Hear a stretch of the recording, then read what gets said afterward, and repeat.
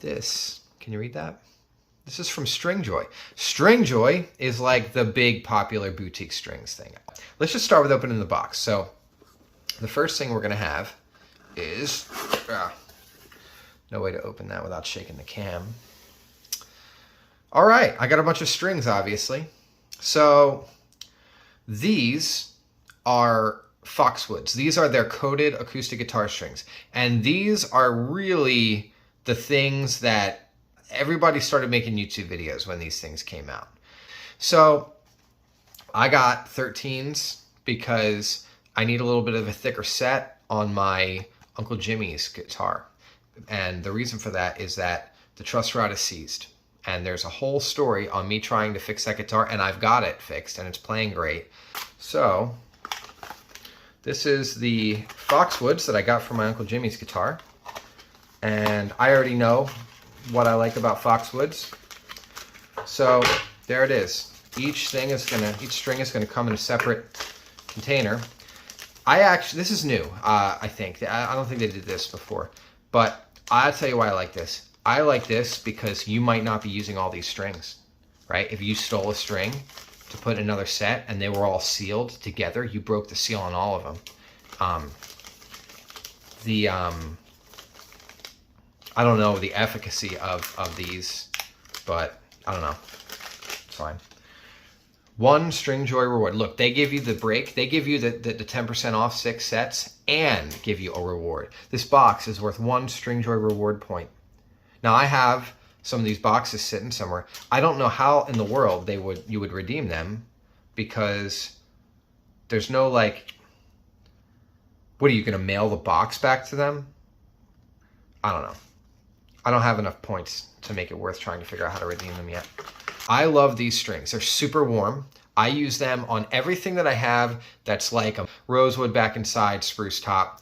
I don't use these on my Ibanez. That thing is all maple, right? Solid top. And that thing has a different sound. And the warmth of this makes it sound closer to my other guitars. And I don't like that. I want to pursue that woody sound that thing gets. So we'll do a video on that guitar someday. But these are Orbiters. They finally released a coated version of the electric guitar strings, right? And so I like using coated strings because I want to get the most time out of strings before I have to change them because I have a lot of guitars. So it just becomes a big overhead to keep fresh strings on all these guitars. So I'd rather use coated strings, even if they're not the best sounding. Although honestly, I don't know of any uncoated strings that sound better to me on acoustic guitars than these Foxwoods. So I don't feel like I'm making any compromises by using them. These things, I'm still testing them, and I'm planning string tests, and I'm gonna be sharing a video about the methodology of the string tests. The string tests are why we launched the channel. We're gonna test the heck out of these. We're gonna test the heck out of all these, but the electric Orbiters most of all. This is a 10 gauge, so this is something for my regular, guitars. I usually like to play 10s. I don't like 9s because most of my life I was an acoustic guitar player. If I try to play 9s, I'm gonna pull them out of tune. So 10s are like basically the bottom limit on strings for me, and I don't mind thicker strings, and I don't have a problem bending them either. These are Broadways. So the Orbiters are basically a coated version of their flagship strings, which are called signatures.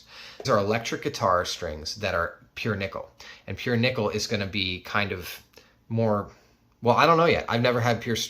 Why would I run my mouth trying to tell you what these are when I don't even know yet? That's why I bought them, so I could find out. On YouTube videos, they sound warmer. They sound a little softer and a little warmer, and my plan is to maybe use these on a guitar that's a little too bright and edgy, right? A little too scooped, right? A little too much highs, a little too much lows, or really not even that, just relative to the highs and lows, not enough mids. I actually like a lot of mids, and I like a lot of the lower mids that some people think is muddy, but that's only going to be muddy if you're using a ton of gain. I'm not using like metal levels of gain. So for me, I like just enough of that mud to make me mix well. Like, I don't want to be crystal clear. I want to be just, sometimes I like it to sound a little foggy. I want to sound like that lyre player through, playing through the mist. Who's that guy, right? In the fairy tales. So this is regular size, right? Yeah, this is regular. I'm thinking this, just to test on my regular guitars. This is a custom set. I did something, I modified a Squire recently, and we're going to do videos on that. But the pickups I put in are staggered, and I think that having an unwound G string is not ideal. It's too harsh, because that pole piece of that pickup is really close. So I got this set with a wound third string to test. The only other pure nickel set that I was able to find for sale anywhere on earth is some really obscure Diodario jazz set that's like, I think it's a 12. It's a set of 12. So they're like acoustic guitar strings, and it has a wound third string, and they're pure nickel. But nobody stocks them. You'd have to order them right from Diodario. This is a set of orbiters. So again, this is just a test on a guitar. This is going to be for my casino guitar, my Epiphone Casino. Because right now I have Diodario XS. They're coated electric guitar strings. They're fantastic strings, by the way. And I'm really happy with them. I actually am anticipating that I will like these less. But I don't know. You don't know till you try, right? This, let's see. This is a string that I ordered. This is a wound third string for the signature set. That, remember that the orbiters are pretty much a coated version of their flagship, which is signatures. I have a set of orbiters on that Squire I told you about. And this is a wound string that's of the signature to throw onto that to see if that fixes the problem. And I don't want to get too into detail about that, because we're going to do videos about that, and this is already getting a little long. But this is basically to go on a set that I just put on a guitar to see if it's better than the unwound third string. And this is the most important piece of all. This is the reason to do this video. Honestly, if you've ever thought about trying Stringjoy strings, you should do it just because they really are awesome, guys. I was looking on their FAQ page, their frequently asked questions, saw on there somebody's like, hey, I broke a string. Can you replace it? Have you ever heard of a string company sending you a replacement string because your string broke prematurely? So they do that. So I emailed them, because you know what? I actually broke a string. I have the problem where I'm too aggressive with strings when I put them on sometimes. And so when I do a string change, sometimes I'll break, usually it's the G string. The third string, I'll break it. It's heartbreaking, because then I have to open up another set. I basically have to waste another set, because I'm not going to like put an old G, it's a mess. So I wrote them and I said, hey, I broke a string like many months ago, and I told them the story. They sent me a string, didn't charge me for shipping. They just sent it out right away, sir. Sorry for the trouble. And it was a really nice guy. And then I emailed him again, because like literally while that was happening, like the next day after I sent this email, I had a set of these orbiters that I ordered from Sweetwater, and I broke an E string, and it was 11. I broke it. So I emailed the guy again, hey man, it happened again. Can you send me another string? And he did, and I don't know, I felt bad, so I wanted to order anyway. Actually, you know what happened? The guy gave me a discount code. When he sent me that other third string, he gave me a discount code so that I could get the same discount on this variety pack that I put together as I would have gotten if these were all the same set, because you get 10% off if you get six of the same set. So they sent me another free string. I think they would just keep doing it.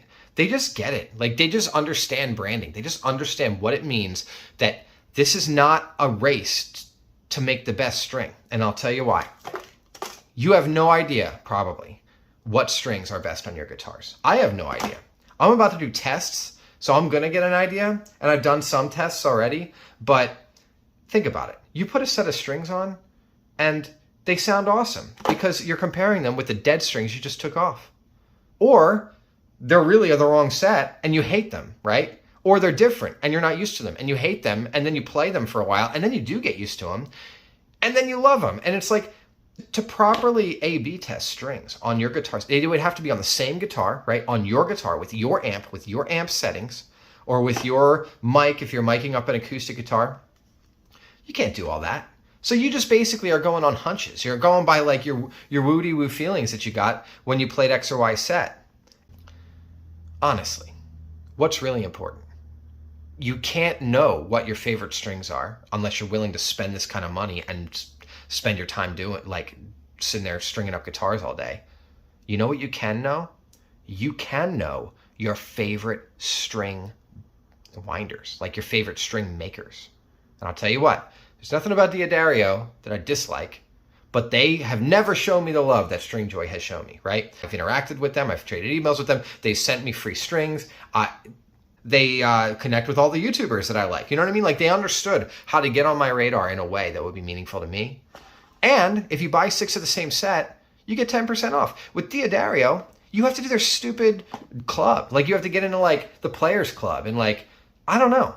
I have receipts sitting on my desk wanting to get the rewards for the Diodario strings I bought. I'm not going to get around to that. It's a mess. I don't want to do that. I just want to get a break for buying in bulk. And they won't do that. So, I don't know.